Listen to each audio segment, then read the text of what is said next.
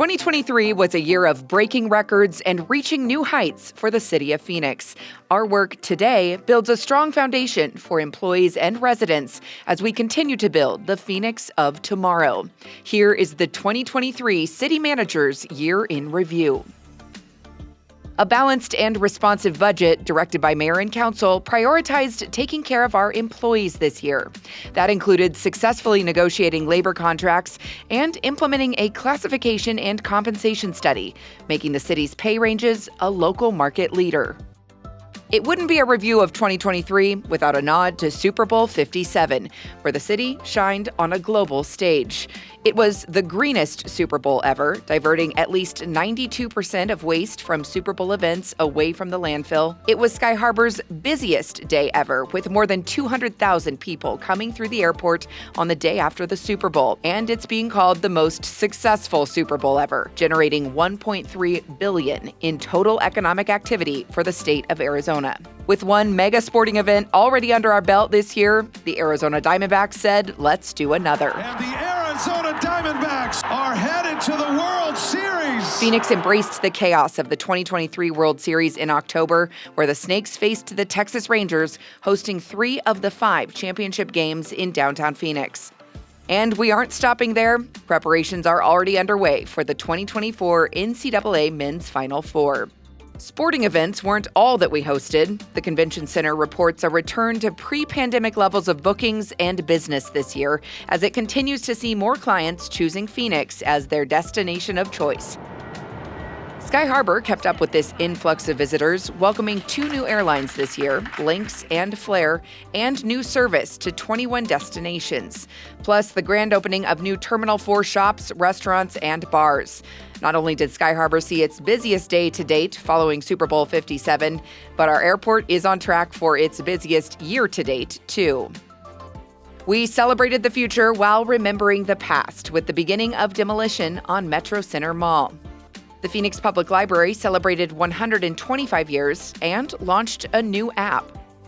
The Parks and Recreation Department finished construction and renovation on several key city gathering spaces, including Cesar Chavez Community Center and Dreamy Draw Recreation Area.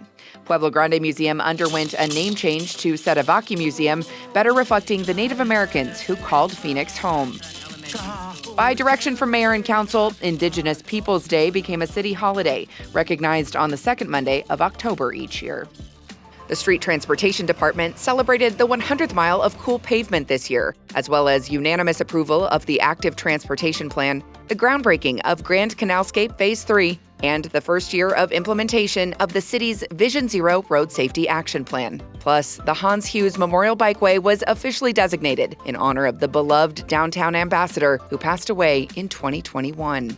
During the hottest summer on record, the Office of Heat Response and Mitigation reached new milestones for outreach and impact, with 8,800 engagements, 400,000 water bottles distributed, and $384,000 in grant funding awards to support heat relief efforts. The city also succeeded in garnering new federal resources to support tree and shade programs, highlighted by a $10 million grant from the United States Forest Service.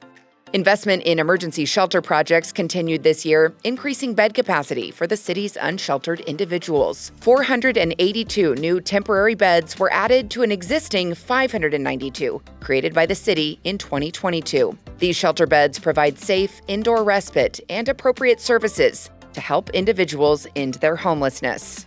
Additionally, the Office of Homeless Solutions pursued innovative approaches to support those experiencing homelessness, including X-Wing that converted shipping containers to modular shelter units. The city continued its commitment to the first-ever Housing Phoenix plan with the goal of creating or preserving 50,000 homes by 2030 to address the housing shortage in Phoenix. This year, we are at more than 34,000 homes to date. The Planning and Development Department obtained City Council approval for amendments to the Phoenix zoning ordinance, allowing accessory dwelling units on all single-family zoned property and addressing mobile home communities, making building and expansion easier. With guidance from Mayor and Council, the city also amended Phoenix City Code to include source of income as a protected class in its housing discrimination ordinance. 1 year after receiving council approval for 2 pilot programs to improve safety and quality of life for residents, the city continued its implementation of community safety plans, with focus this year on 19th Avenue along I-17. Free naloxone kits are now available at all Phoenix public libraries in an effort to combat the opioid crisis. As our city's population has grown, so has the need to reassess district lines. The city looked to the community and council for the redistricting process and successfully passed new district maps. Speaking of growing, the city began expanding its downtown footprint with the wall breaking of 100 West Washington that will serve as the new police headquarters. And we broke ground on new Fire Station 62 as part of a larger effort to improve response times and provide better service to our community. The city also expanded the Community Assistance Program and telehealth services, increasing response for service from 2 police precincts to the entire city, freeing up police and fire resources for other calls. The police department focused on police staffing stabilization, with more hires than exits for the first time in several years. In addition, the department rolled out a crime reduction plan and worked with the community to initiate reform on its use of force policy. Conservation, sustainability, and stability stayed top of mind for the water department this year. In the face of the Colorado River shortage, the city stood by its commitment to provide water to 1.7 million customers and took proactive actions to ensure a diversified water portfolio. That included the completion of the Drought Pipeline project, which moves alternate supplies to North Phoenix customers who rely on Colorado River water. The Water Department also announced new financial incentives for water conservation, encouraging the adoption of high-efficiency appliances and fixtures, saving water and reducing household expenses. And for the first time in 16 years, the city facilitated a successful general obligation bond that will fund critical infrastructure and rehabilitation needs, pacing spending to allow future bond programs without increasing the property tax rate. Thanks to leadership of Mayor and City Council, 2023 was a year of great success.